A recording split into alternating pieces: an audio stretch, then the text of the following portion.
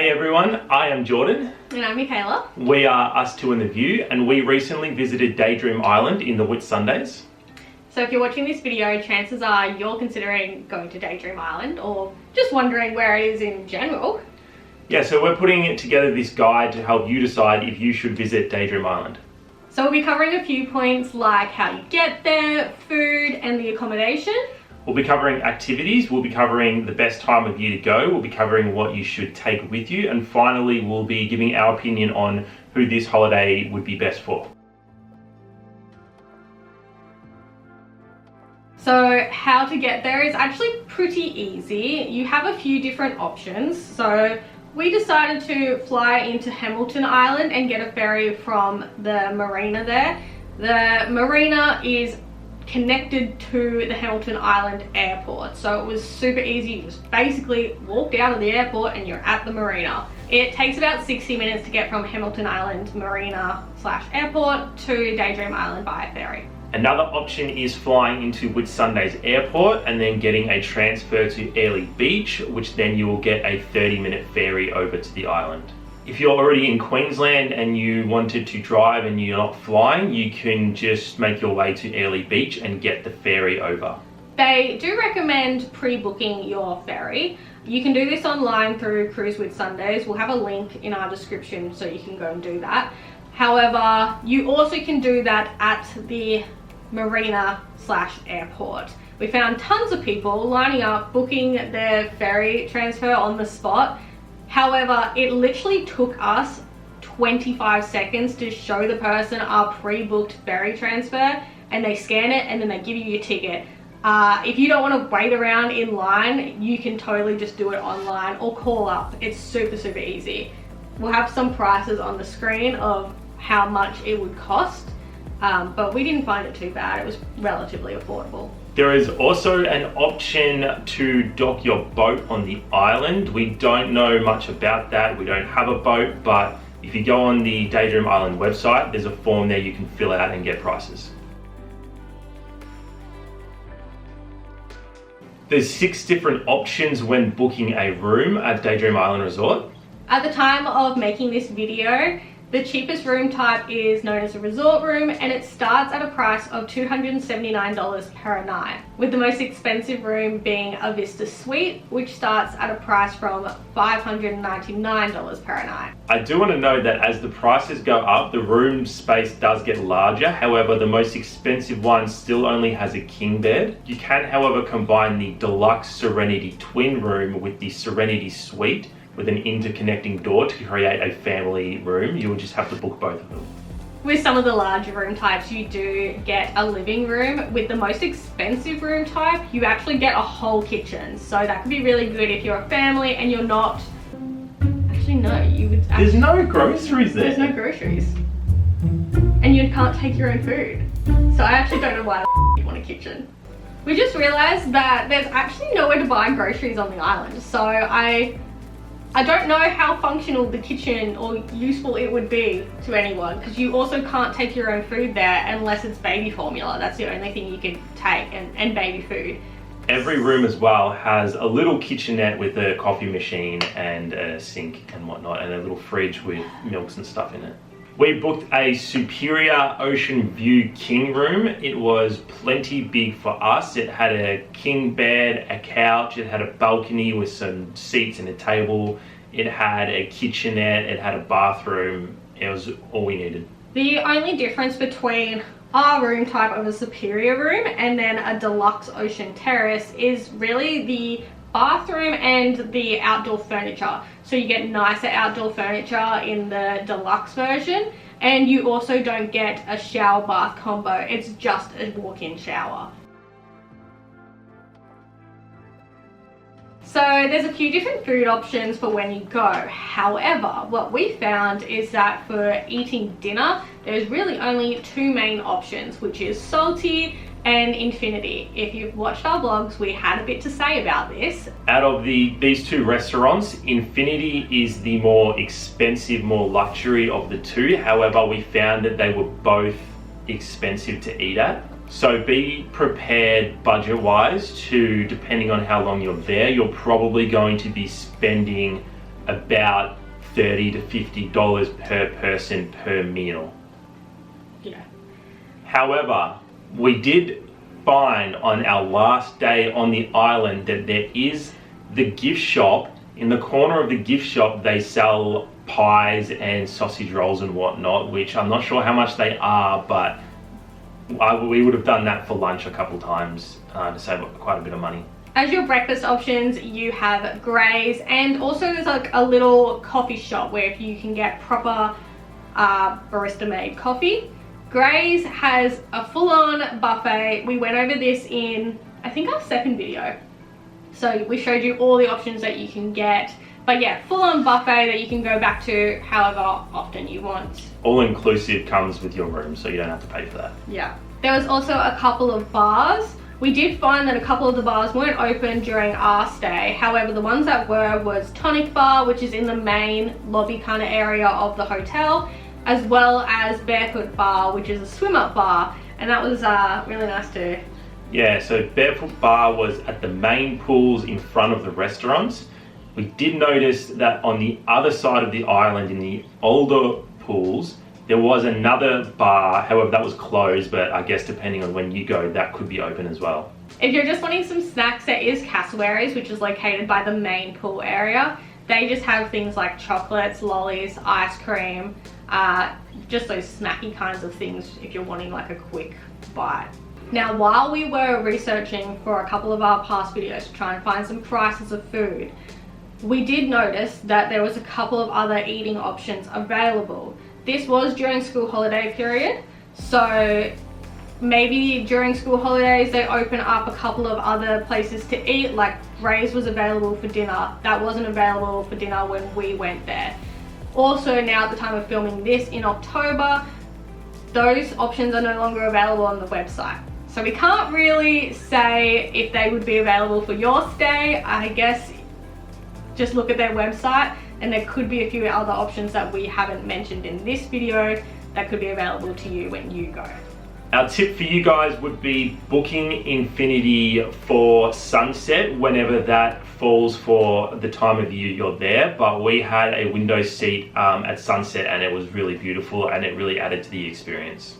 We would also recommend pre-booking the restaurants, especially if you are going during peak time. There are tons of reviews where people did not pre-book their restaurant reservation and then ended up not being able to eat at the restaurants. That was never a problem when we went there. We were able to easily eat, and there was plenty of seats still available. However, we still pre-booked.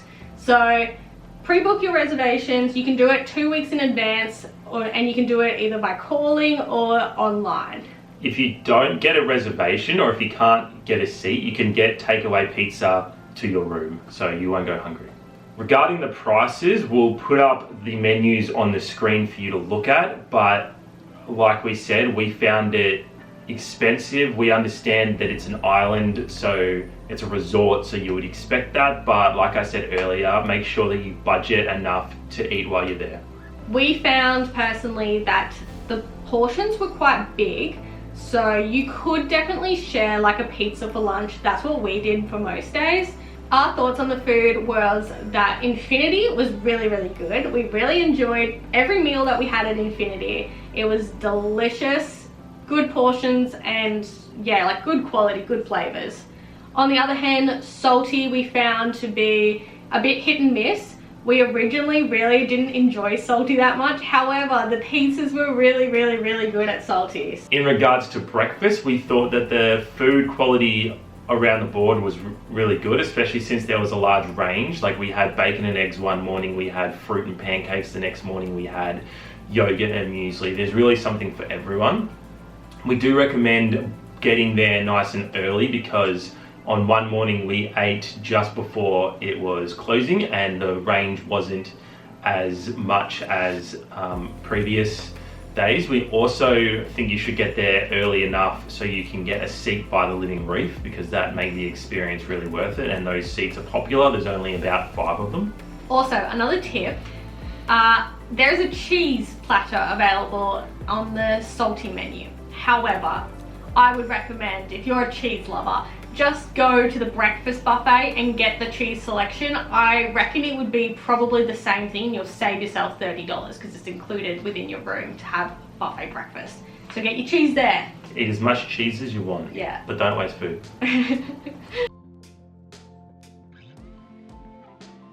A big draw card to Daydream Island is the range of activities. You have free activities, you have paid activities, you have off-island activities, there's a kids club, and there's a day spa. So there's a ton to do on the island while you're there. You can find all the activities both on island and off island, free and paid, on the website. It's also important to note that not all the activities will be available at the same time. For example, the Amazing Race wasn't available when in the 3 days that we were there. If you go on the website, Daydream Island put out a weekly schedule of all the activities they're going to have available that week. When it comes to any of the paid activities though, we do recommend booking them well in advance, especially if you're going during a peak time. We tried to book a couple of the paid activities, but they were actually all booked out when we tried to do it. Along with the day spa, that also was all booked out. Here's an example on the screen of some of the activities that you can get up to while you're on Daydream Island. Feel free to pause it and just have a look. But all of these can also be found on the website, so you can have a look at what you can do. How many days do we think that you should book for? Yeah, so we ended up booking for 4 days, 3 nights. We personally felt like this was a really good amount of time for us. We never got bored. We didn't have to spend too much money on food. So we would probably say about 4 days is a good amount of time to experience a good range of things within the island. If you're wanting to get every single thing done, you're wanting to go do offshore excursions and wanting to do some of the paid activities as well as the free activities, you would probably want to spend, I would say, a week on Daydream Island. I think if you spent any more than that, you'd probably get a little bit sick of it and maybe a little bit bored. But yeah, anywhere from 4 days to 7 days, I think is a really good amount of time. So you can book your Daydream Island stay using a package. This is what we would recommend if you're wanting to go to Daydream Island. We did this, we had a package deal, and I reckon it would have saved us a lot of money. We recommend getting on Google and finding a package that suits you. There's lots of companies that offer them. Qantas, Jetstar and other flight companies have packages. There's also tourism boards like My Queensland have packages, and travel agencies like Flight Centre also have packages. So in our package, we got it for $1,100 for 3 nights in our Superior Ocean View room. This did include a $200 food and beverage voucher, a bottle of wine, which we ended up swapping for 4 drink vouchers. So if you don't drink, there is another option for you to do that. It did come with 2 tickets to the kids club, which we didn't end up using, but that's fine. And we got a free room upgrade. In our opinion, if you were to book a package, we would suggest you find one with a food voucher, because that's where you'll be spending a lot of money. Also note that most of them will probably say free buffet breakfast, but I think that every room comes with the buffet breakfast, so that's not a special thing that is just going to be advertised. In our personal opinion, who do we think that this holiday would be best for? I would say this is a good holiday choice for really young families. So if you have young kids under the age of probably 7, I think this would be a really great place for like young families to come to. There's a lot of like activities that are good for kids and like relaxation places for adults. We also think this holiday would be great for young couples like us who want a combination of a relaxing tropical holiday with a mixture of fun activities available. Yeah, it was actually, we wouldn't say that we would normally go for like a really relaxing holiday. However, it was nice not actually having to plan anything. Like where you are on the island, you are just there. You don't need to like hire a car and drive anywhere else. Like everything you can do in one place, and that was kind of nice. We found it really just, it took a lot of like planning out of it. So if you're not wanting to plan a holiday, this is a great place to come. Also, If you're an older like person considering a like tropical holiday, this would be a good place to come to too. Like it's pretty accessible, you know, like if you don't want to do the rainforest walk, which is probably the hardest part about the island, is the rainforest walk, you can definitely take another like paved route to get to the other side of the island. So yeah, if you're an older person, you're just wanting like a chill holiday, then it's probably a really good place to come to as well. You also can have a lot of fun without doing any of the activities if you don't want to.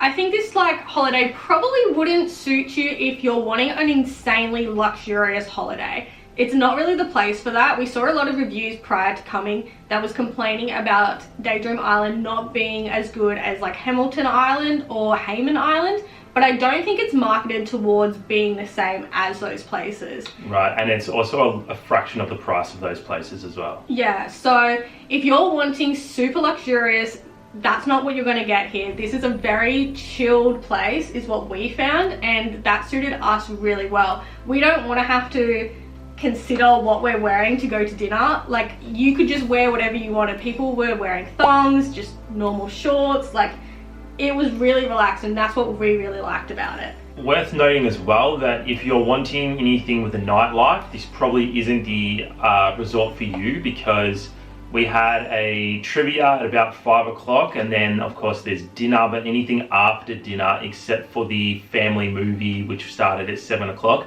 nothing's open. There is a bar that has sports on that stays open relatively late. I'm not sure when that closes, but that's about all you've got. Yeah, so that was another point with reviews. People were like, there's nothing to do after nighttime.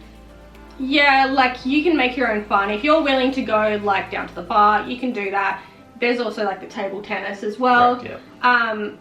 But yeah, there's not like any nightlife necessarily. You also cannot go in the pools after sunset, which when we went, we found was about 6 p.m.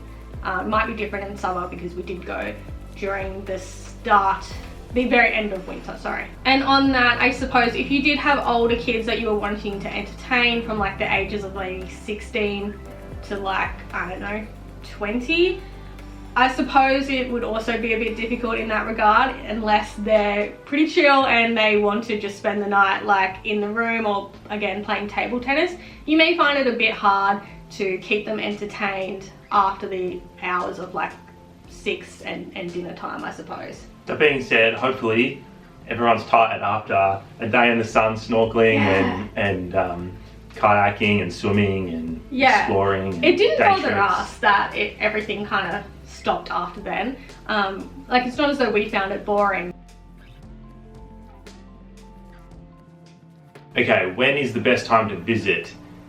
Year round, it is okay to visit Daydream Island. However, there are better months and not so better months to visit for particular reasons. Yeah, so we decided to go in August. It was August 15th or so. So that is the end of Australian winter, just before it starts to move into spring. Personally, I found it a really good time to go. I'm not someone who really enjoys like really humid heat, and there were still days where it was humid and it was warm, but it was not like 30 degrees Celsius disgusting warm. So in winter time, there's like minimal rainfall. It's about 24 degrees on average, which I would say that's pretty accurate to what we experienced. And also, I really liked going in winter because you can swim in the water without the risk of getting stung by any of the stingrays. Lots of people want to go to tropical North Queensland in the summertime, which to me sounds crazy because that's when all the stingrays are there. You have to wear stinger suits if you're going in the ocean. And I don't know, personally, I'd rather just get into the ocean in my swimmers and not have to worry about potentially being stung by a jellyfish. Tropical North Queensland is a lot hotter and more humid in the summer. There is also more rainfall and more chances of cyclones. The average temperature in summer is about 30 degrees and humid. In comparison, spring is about 28 degrees from what we found through researching. October marks the start of when the stinger season begins. So As that water temperature starts to rise, that's when the jellyfish actually come, so probably not the best time to swim in the water without a stinger suit on. Also, due to Australian school holidays, it's probably one of the busier times to come to the island, because around the start of September is when all the schools do go on holidays. Autumn is another great time to visit the island because there is minimal rain and the temperatures are still nice and cool, around 26 degrees. May also is the end of the stinger season. Personally, if we were to go back or recommend a time for someone to go, it would be during those autumn winter periods. It's when it is quietest on the island, so you kind of aren't crowded by a lot of people. We also had no trouble getting into any of the restaurants or like trying to do any of the free activities because they book out. But also there's no stingrays, so it was nice for us to be able to just freely go in. And it was a really nice temperature, so it wasn't too hot, wasn't too cold. It was perfect for someone coming from Melbourne, wanting to have a nice warm escape. So a few of the more niche things that we think you should take would be a water bottle. There isn't any like water fountains just scattered throughout the island. So if you were to leave your room, you then can't really get water unless you were to go back to like the restaurants. So definitely take like a reusable water bottle that you can just fill up and take with you throughout the day. We also suggest you bring sunscreen. I know that sounds obvious because you're in Queensland on a tropical holiday, but if you think that there will be sunscreen available throughout there, you might be able to purchase some at an inflated price from the gift shop, but bringing your own is a good idea. Yeah, there's not really sunscreen just scattered throughout the island. It's definitely best to bring your own.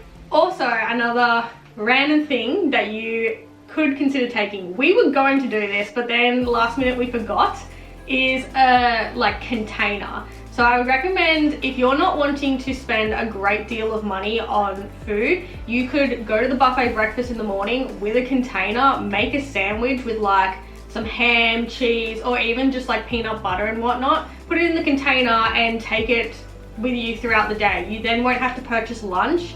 This could be a really good idea if you have kids and you're wanting to like have snacks throughout the day for them as well, like take some fruit or whatever. I just think taking a container could really save people some money.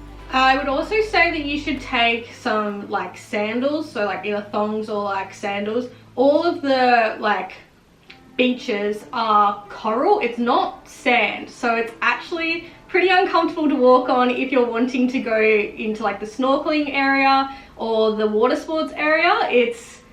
Yeah, you kind of have to like put your sneakers back on if you don't decide to bring like sandals. So this is a tropical North Queensland holiday, so obviously we suggest you be sun smart, take a hat, take sunglasses, use swimmers, everything for the beach activities. Thank you for watching this video. We hope this gave you an insight and helped you decide if this was a holiday for you. We did film our holiday in like a vlog style. If this is the first video you're watching, you can totally go back and kind of see our first impressions or thoughts in the moment of our trip. Thank you for watching this video. We hope you found it enjoyable and helpful. If you did, we would appreciate if you liked the video, please, and consider subscribing. We're trying to grow a little community here on YouTube, and we're going to have some more videos planned, and thanks for watching. We'll see you in the next one.